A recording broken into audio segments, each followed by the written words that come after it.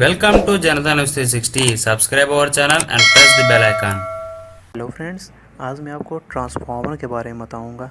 Transformer के कितने types होते हैं, ट्रांसफार्मर का यूज़ कहाँ कहाँ होता है और ट्रांसफार्मर के पार्ट्स कौन कौन से होते हैं। तो चलिए वीडियो स्टार्ट करते हैं।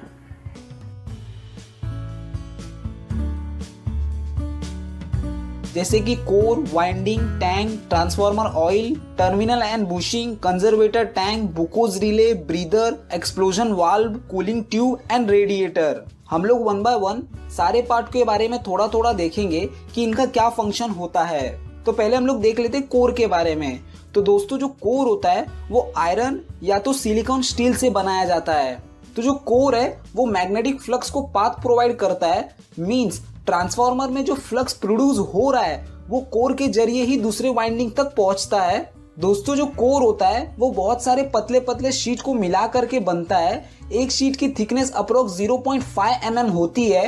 तो ऐसे ही बहुत सारे शीट को मिला करके एक कोर को बनाया जाता है। बट दोस्तों, इनको डायरेक्टली नहीं जोड़ दिया जाता, इनके बीच में एक लेमिनेशन की लेयर होती है, उसके बाद इनको जोड़ा जाता है। तो लेमिनेशन की लेयर इसलिए डाली जाती है कि जो ट्रांसफार्मर के अंदर एडी करंट लॉस होता है वो कम होने लगता है। मींस हम लोग अगर कोर के अंदर लेमिनेशन की लेयर डालेंगे तो उसकी वजह से एडी करंट लॉस कम होने लगता है, और जो सिलिकॉन स्टील हम लोग यूज कर रहे हैं उसके वजह से हाइस्टेरेसिस लॉस भी कम होने लगता है। इसके लिए कहा जाता है कि जो कोर है वो सिलिकॉन स्टील से विथ लेमिनेशन से बनाया गया है। तो अब हम लोग नेक्स्ट पॉइंट को देख लेते हैं। तो नेक्स्ट इज वाइंडिंग। तो दोस्तों, ट्रांसफार्मर की जो वाइंडिंग होती है वो कॉपर से बनाई जाती है। ट्रांसफार्मर की वाइंडिंग कोर के ऊपर ही की जाती है। मींस जो कोर होता है उसके ऊपर ही वाइंडिंग को लपेटा जाता है, और जो वाइंडिंग होती है उसके ऊपर भी एक इंसुलेशन की कोटिंग होती है जिससे कि वाइंडिंग एक दूसरे में शॉर्ट सर्किट ना हो जाए। तो हम लोग नेक्स्ट पॉइंट को देख लेते हैं। तो next point is transformer tank. तो टैंक के अंदर ही ट्रांसफार्मर के कोर एंड वाइंडिंग को रखा जाता है। टैंक मोटे मेटल से बनाया जाता है, इसकी थिकनेस बहुत ही ज्यादा होती है और ये पूरी तरीके से सील रहता है। तो हम लोग नेक्स्ट पॉइंट को देख लेते हैं, वो है ट्रांसफार्मर ऑयल। दोस्तों, ये जो ट्रांसफार्मर का टैंक है ये पूरा ऑयल से भरा जाता है। ये जो ऑयल है वो इंसुलेशन और साथ ही साथ कूलिंग भी प्रोवाइड करता है वाइंडिंग को। दोस्तों, ये कोई नॉर्मल ऑयल नहीं रहता, ये मिनरल ऑयल रहता है। इसके बारे में हम लोग थोड़ा और भी देखेंगे। उससे पहले हम लोग देख लेते हैं कि टर्मिनल एंड बुशिंग क्या होते हैं। तो दोस्तों, ये जो टर्मिनल है यहाँ पे हम लोग ट्रांसफार्मर को सप्लाई देते हैं और इस टर्मिनल से हम लोग सप्लाई को लेते हैं। तो इनका यूज होता है सप्लाई लेने के लिए और सप्लाई देने के लिए। तो इसके ऊपर इंसुलेशन इसलिए लगाया जाता है कि दोस्तों, अगर कोई भी वायर हम लोग कनेक्ट कर रहे हैं तो वो वायर हमारे डायरेक्टली ट्रांसफार्मर के बॉडी के कांटेक्ट में न आए, इसके लिए यहाँ पे इंसुलेशन लगाया जाता है। दोस्तों, इसको बुशिंग भी बोला जाता है और कई कई जगह पे टर्मिनल भी बोलते हैं, लेकिन जो परफेक्ट वर्ड है वो है बुशिंग। तो नेक्स्ट पॉइंट को हम लोग देख लेते हैं, वो है कंजर्वेटर टैंक। तो दोस्तों, जो कंजर्वेटर टैंक है वो एक टंकी की तरह होता है। उसके अंदर हम लोग एक्स्ट्रा ऑयल को रखते हैं जो कि हमारे ट्रांसफार्मर के साथ डायरेक्टली कनेक्टेड रहता है।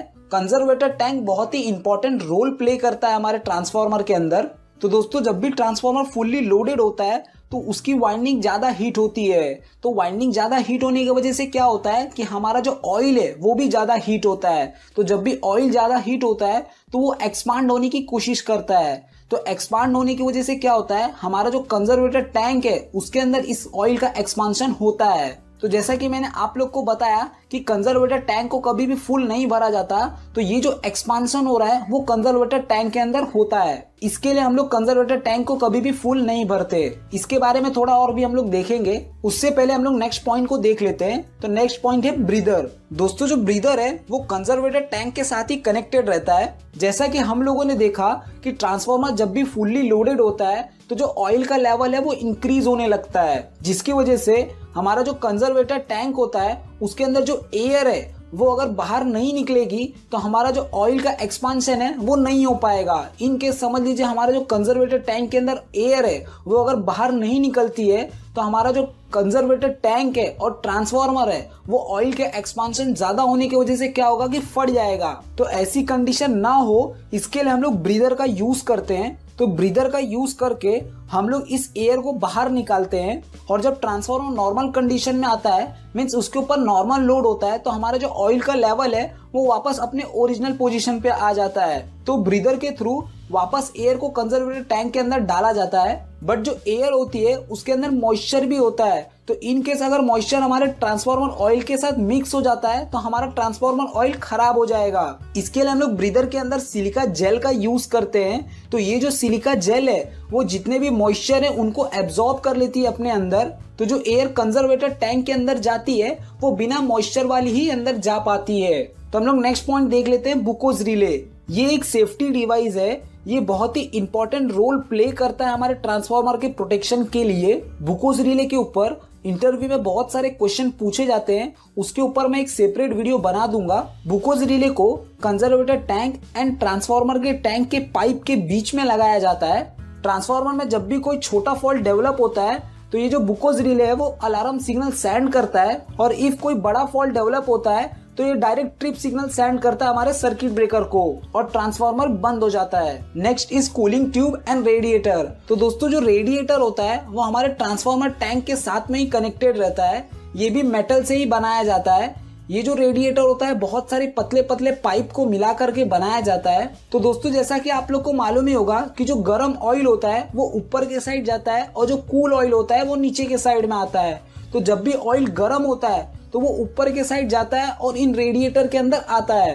तो इन रेडिएटर के अंदर आने की वजह से क्या होता है कि इनमें बहुत सारे पतले पतले पाइप है और इनके बीच में गैप होने की वजह से इनके अंदर हवा लगती है। तो हवा लगने की वजह से ये इजीली कूल हो जाते हैं, या तो जिधर ज्यादा गर्मी हो रही है उस जगह पे हम लोग एक्सटर्नली फैन भी लगाते हैं इनको कूल करने के लिए।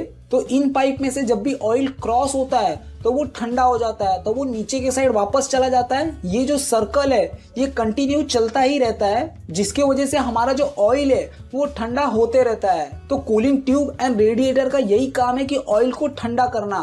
तो दोस्तों अब हम लोग देख लेते हैं लास्ट पॉइंट को, एक्सप्लोजन वाल्व।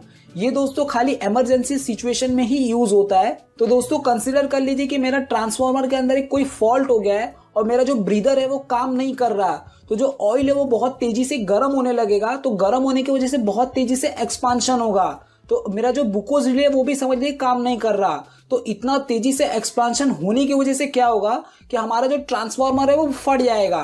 तो ट्रांसफार्मर अगर फटेगा तो वो पूरी बम की तरह फटेगा। तो ऐसा ट्रांसफार्मर ना फटे उसके लिए क्या किया जाता है कि एक्सपांशन वाल्व को दिया जाता है। मींस इसके अंदर एक पतली सी शीट होती है जो कि हमारे ट्रांसफार्मर की बॉडी है, जितना जाड़ा मेटल लगाया गया उससे थोड़ा सा पतला रहता है।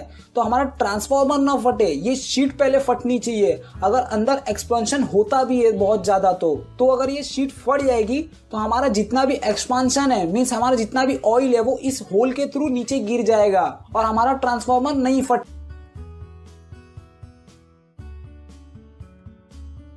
Transformer types based on voltage level. Voltage level types में हमारा 3 टाइप ट्रांसफार्मर आता है। फर्स्ट होता है हमारा step down transformer, second step up transformer and third isolation transformer. तो फर्स्ट हम स्टेप डाउन ट्रांसफार्मर के बारे में जानेंगे। स्टेप डाउन ट्रांसफार्मर में हमारा 2 टाइप का वाइंडिंग होता है, एक primary winding and secondary winding. Step down transformer में प्राइमरी वाइंडिंग का टर्न ज़्यादा होता है और सेकेंडरी वाइंडिंग का टर्न कम होता है। और सेकंड होता है हमारा step up transformer. Step up transformer में प्राइमरी का टर्न कम होता है और सेकेंडरी का टर्न ज़्यादा होता है। थर्ड हमारा आइसोलेशन ट्रांसफार्मर। आइसोलेशन ट्रांसफार्मर में प्राइमरी का टर्न और सेकेंडरी का टर्न दोनों सेम होता है, बराबर होता है। Transformer types based on core material, वो हमारा वोल्टेज लेवल ट्रांसफार्मर था, ये अब कोर टाइप ट्रांसफार्मर है। कोर टाइप ट्रांसफार्मर में फर्स्ट हमारा आयरन कोर ट्रांसफार्मर, ये हमारा आयरन कोर ट्रांसफार्मर है। Transformer core EI lamination, transformer core L lamination. Second होता है फेरिट कोर ट्रांसफार्मर, ये हमारा फेरिट कोर ट्रांसफार्मर है। और थर्ड होता है थ्रोडेल कोर ट्रांसफार्मर। फोर्थ होता है एयर कोर ट्रांसफार्मर, ये हमारा एयर कोर ट्रांसफार्मर है। प्राइमरी सेकेंडरी भी एयर। अब ये हमारा transformer type based on winding arrangement. Auto winding transformer, जिसे हम ऑटो ट्रांसफार्मर भी बोलते हैं। अब ये हमारा types of transformer based on usages. इसमें हमारा first power domain transformer, power domain में power transformer, measurement transformer and distribution transformer. Electronics domain transformer, इसमें pulse transformer and auto output transformer. First transformer used in power domain, power domain में हमारा A power transformer, power transformer में हमारा small power transformer, medium power transformer and large power transformer. ये हमारा power transformer है। B हमारा measurement transformer, measurement transformer में हमारा सीटी एंड पीटी दो ट्रांसफार्मर आते हैं। CT means current transformer, PT means potential transformer. C distribution transformer, ये हमारा डिस्ट्रीब्यूशन ट्रांसफार्मर है। इसे हम डोमेस्टिक लाइन के लिए यूज़ करते हैं। ये स्टेप डाउन ट्रांसफार्मर होता है। Second transformer used in electronics domain, electronics domain में ए पल्स ट्रांसफार्मर, ये हमारा पल्स ट्रांसफार्मर है, and B audio output transformer, audio output transformer.